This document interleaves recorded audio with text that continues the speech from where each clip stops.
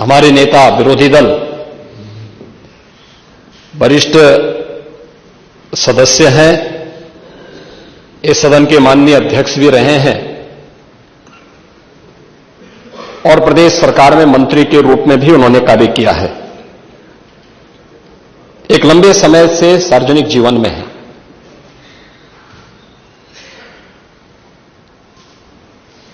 बुद्ध को हम भी मानते हैं, लेकिन हमें इस बारे में भी जानना होगा कि एक लंबी परंपरा भारत की है और भारत की उसी परंपरा के अनुरूप भारत की विरासत और विकास के समन्वय के साथ ही सरकार कार्य कर रही है। मैं प्रदेश के प्रशासन या अपने स्तर पर प्रदेश के जिस सांप्रदायिक माहौल की आप चर्चा कर रहे हैं, आप सभी माननीय सदस्यों ने जिन मुद्दों को रखा है, मैं उस पर बहुत वो नहीं कहूंगा, क्योंकि एनसीआरबी के जो आंकड़े हैं वे इस बात को बताते हैं कि 2017 से लेकर के लगातार अब तक प्रदेश में सांप्रदायिक दंगों की जो स्थिति है उसमें 97 से लेकर 99% तक कमी आई है। ये एनसीआरबी का डाटा है। और जो दो, जिसको वास्तव में आप दंगे कहते हैं, ये दंगे उत्तर प्रदेश में 2017 से लेकर के अब तक नहीं हुए हैं। और मैं वही आपके पिछले कार्यकाल के दौरान बताता हूं, 2012 से 2017 के बीच में, ये भी एनसीआरबी के ही डाटा है, प्रदेश में 815 सांप्रदायिक दंगे हुए और 192 लोगों की मौत उसमें हुई है। मैं उस पर चर्चा करूंगा। उससे पहले भी 2007 से 2011 के बीच 616 ऐसे सांप्रदायिक घटनाएं हुई हैं जिनमें 121 लोगों की मौत हुई थी। महोदय, जो बात यहां पर माननीय सदस्य शेखबाल महबूब ने संबल के बारे में लिखा, माननीय सदस्य कुंवर रघुराज प्रताप सिंह जी ने यह बात बहुत स्पष्ट की कि हम तथ्यों को छुपा करके कब तक जनता को गुमराह करेंगे। हर व्यक्ति जानता है कि माननीय न्यायालय के आदेश पे सर्वे का कार्य हो रहा था और सर्वे हो रहा था। दूसरा, मैं आपसे पूछना चाहता हूं, आप पश्चिम में जाएंगे, पता नहीं आप कैसे हैं, आपके पूर्वज भी हो सकता है, और पश्चिम उत्तर प्रदेश के हमारे सभी लोग अपने सामान्य संबोधन में राम राम ही कहते हैं, तो जय श्री राम कहां से सांप्रदायिक संबोधन हो गया? कहां से सांप्रदायिक संबोधन हो गया? हमारे यहां हम जपते हैं, राम ही राम बोलते हैं, मिलते हैं, राम राम का संबोधन होता है, और अंतिम यात्रा में विदा करते हैं तब भी राम नाम सत्य है ही बोलते हैं। राम के बगैर तो हमारा कोई काम ही नहीं है। और अगर जय श्री राम किसी ने बोली दिया तो इसमें उत्तेजना का मतलब, ये नियत आप समझ सकते हैं उस नियत को। ये चढ़ाने वाला नहीं है, ये चढ़ाने वाला नहीं है, ये चढ़ाने वाला नहीं है। एक दूसरा, आपने कुंदरकी की जीत को वोट की लूट बताया। आप एक सदस्य का अपमान कर रहे हैं। आपके सदस्य की तो जमानत जब्त हो गई वहां पे। और क्या ये सच नहीं है? इस समय तो आज डिजिटल मीडिया का है। वहां का पठान, वहां का शेख सब कह रहे साहब हमारे पूर्वज तो हिंदू थे और आप भी, आपके पूर्वज भी हिंदू थे। क्या ये सच नहीं है? और क्या ये सच नहीं है कि देशी और विदेशी मुसलमानों की आपसी भिड़ंत है जो वर्षों की लड़ाई को लेकर के वहां चल रहा है? आप लोग सच पे पर्दा डालने का प्रयास कर रहे हैं, लेकिन एक चीज जरा नोट करना कि सूर्य को चांद को और सत्य को बहुत देर तक छुपा कोई नहीं सकता है, और सत्य जरूर सामने आएगा। और उसी सत्य के बारे में कहा जा रहा है। नेता प्रतिपक्ष कह रहे थे कि वहां की स्थिति ऐसी है कि अगर मंदिर आ भी जाएगा, मंदिर बन जाएगा। मैं कहता हूं, तो बाबरनामा भी कहता है कि हर मंदिर को तोड़ करके एक ढांचा खड़ा किया गया।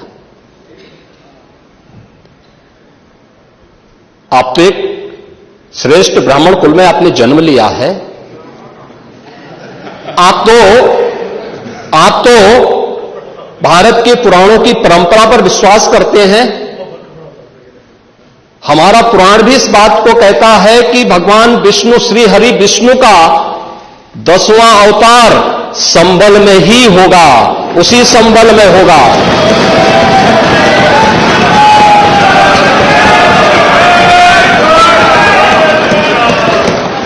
और यह तो केवल सर्वे की बात थी। माननीय न्यायालय के आदेश पर जिलाधिकारी का मतलब जिले का एडमिनिस्ट्रेटिव हेड, पुलिस अधीक्षक उस जिले की पुलिस फोर्स का मुखिया है। इनका दायित्व है कि शांतिपूर्ण तरीके से किसी सर्वे के कार्यक्रम को वहां पे संपन्न करना, माननीय न्यायालय के आदेश को अक्षरशः अनुपालन करना। और सर्वे 19 नवंबर को भी हुआ, 21 नवंबर को भी हुआ, 24 नवंबर को भी सर्वे का कार्य चल रहा था। क्या यह संभव है? नहीं, 21 को संपन्न नहीं हुआ था। ये लगातार सर्वे का काम चल रहा था। और सर्वे के कार्य के दौरान पहले 2 दिन कोई भी शांति भंग नहीं हुई। तीसरे दिन जब 23 नवंबर को जुमे की नमाज के पहले और जुमे की नमाज के दौरान जिस प्रकार की तकरीरें दी गईं, उन तकरीरों के बाद माहौल खराब हुआ। और फिर उसके बाद जिस प्रकार की स्थितियां की गई थी वो सबके सामने है। और इसलिए मैं कह रहा हूं, हमारी सरकार ने तो पहले ही कहा कि हम जुडिशियल कमीशन बनाएंगे। ये एक्ट के अंतर्गत ही इस कमीशन बना हुआ है। माननीय सदन में उसकी रिपोर्ट भी आएगी। दूध का दूध और पानी का पानी सबके सामने आएगा। मैं केवल एक बात कहना चाहता हूं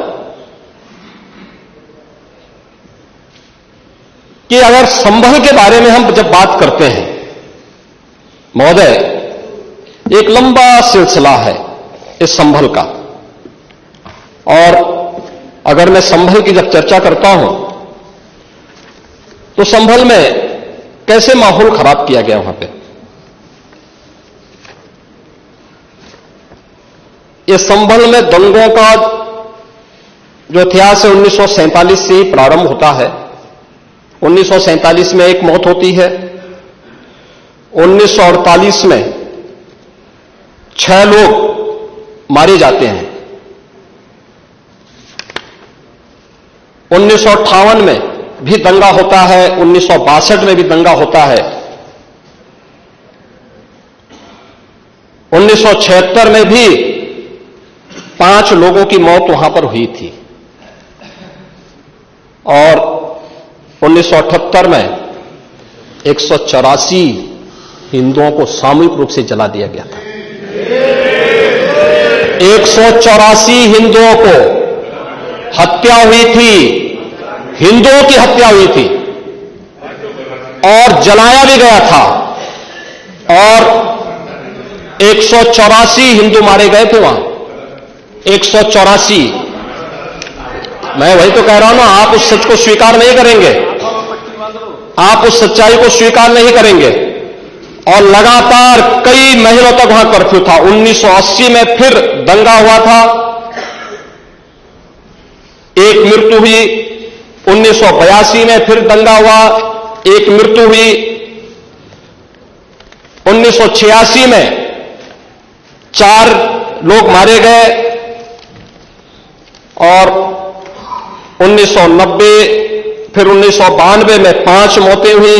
1996 में 2 मौतें हुई। ये लगातार इस सिलसिला चलता रहा। 1947 से लेकर के अब तक 209 हिंदुओं की निर्मम हत्या वहां हुई है संभल के अंदर, 209 हिंदुओं की। और एक भी बार किसी ने उन निर्दोष हिंदुओं के लिए कभी 2 शब्द नहीं कहे, उनके प्रति, उन परिवारों के प्रति संवेदना के शब्द नहीं कहे। महोदय, जो आज घड़ियाली आंसू बहा रहे हैं, ये लोग कभी भी उन निर्दोष हिंदुओं के बारे में कभी 2 शब्द नहीं कहे। वहां पर 1978 में जो दंगा हुआ था, महोदय, किस प्रकार की स्थिति थी। एक वैश्य जिसने सबको उधार दे रखा था पैसा, और उस बात को मानता था कि साहब मैं तो सबको पैसा देता हूं, मेरे यहां तो सब व्यवसाय के साथ जुड़े हुए हैं। अगल बगल के हिंदू दंगा होने के बाद उनके घर में इकट्ठे होते हैं। इकट्ठा होने के बाद उनको घेर लिया जाता है। घेरने के बाद वो बोलते हैं, भाई आप हमें क्यों घेर रहे हैं? कहा जाता नहीं, क्योंकि तुम इन हाथों से पैसा मांगोगे, इसलिए उनके हाथ काटे जाते हैं, फिर उनके पैर काटे जाते हैं, और फिर उनका गला रेंध करके हत्या होती है। ये लोग सौहार्द की बात करते हैं, शर्म नहीं आती इन लोगों को सौहार्द के बारे में चर्चा करने की। 1978 से जो मंदिर आज निकल रहा है, 1978 से इन लोगों ने कभी खोलने नहीं दिया उस मंदिर को, जो आज बजरंगबली का मंदिर निकल रहा है। जो वहां पर आज 22 कुएं किसने बंद किए थे, इन 22 कुओं को भी वहां पे बंद किया गया। और वहां का माहौल इतना तनावपूर्ण किसने बनाया था? ये पत्थरबाज कौन थे? एक भी गिरफ्तारी बिना साक्ष्य के नहीं हो रही है। और याद रखना, जिसने पत्थरबाजी की होगी, जिसने माहौल खराब किया होगा, उसमें एक भी बचने वाला भी नहीं है, एक भी नहीं बचेगा।